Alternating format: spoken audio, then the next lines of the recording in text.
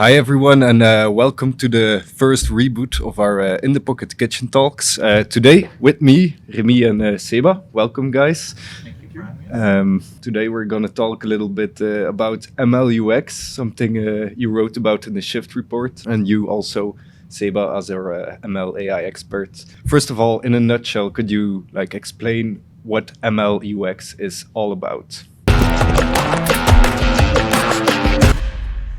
MLUX stands for Machine Learning and User Experience, and it's all about understanding how machine learning, AI, and data can improve the products that we are building. And it's about understanding which challenges arise when we talk about machine learning and product development. How do you create trust with the user? How do you manage the expectations?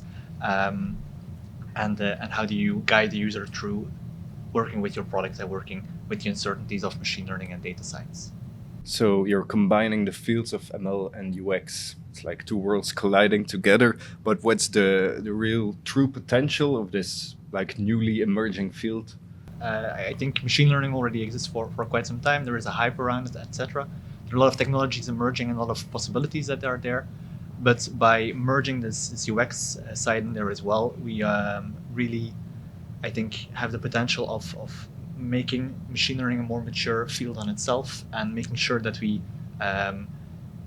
reach the value that we promise that we can bring with machine learning. I think there's a difference between do you optimize for a business value, like getting advertisement on your platform, or do you optimize for a user value or some vision that you're creating in there?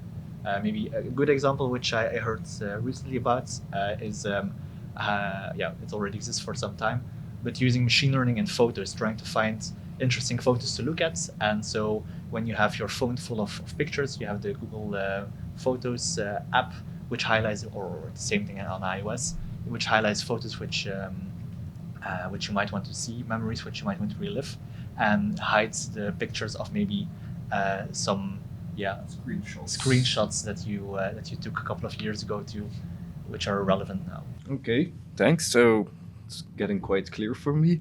Seba, in our previous Shift report, you wrote an article about perhaps the difficulties to bring machine learning solutions into production. Do you think that this ML UX field could be kind of a game changer?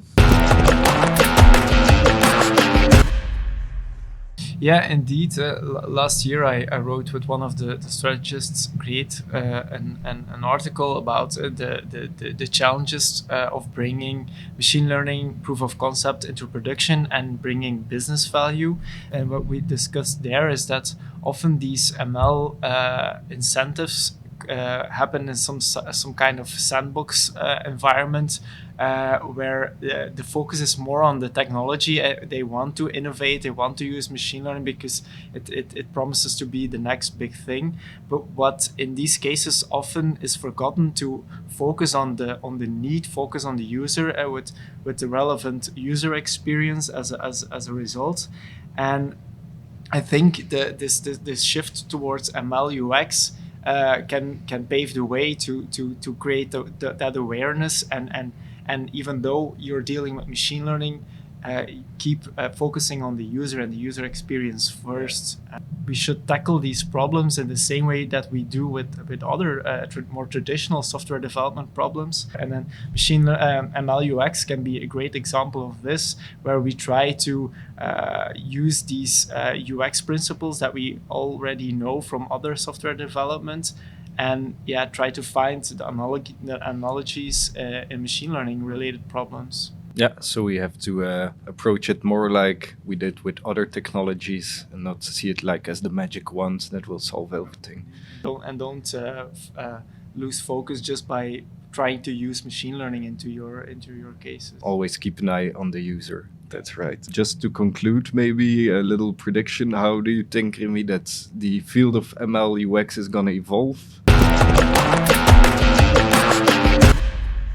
Yeah, I think in the last few years we've seen how some machine learning technologies which already have proven to be valuable have evolved and have matured already to build a product starting from, as you said, starting from the problem and then see if machine learning fits into that. Yeah. That's just another tool in the toolbox which you can which you can use. And if you don't need it, you don't need it. Yeah. But it's, in our opinion, a powerful tool Yeah. which can solve a lot of problems.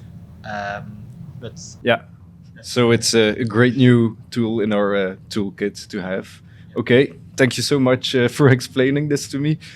For anyone who's watching, Remy, he wrote a great article about ML UX. If you want to know more in our Shift report, Shift 22 that is, you can download it on our website. And then, I just need to say, I don't know if you noticed, but there are some knickknacks there. But purely for you guys, it's only the letters M, L, and UX. So enjoy those your afternoon, and thank you for your time. See you next time, and see you on the next Kitchen Talk. Bye.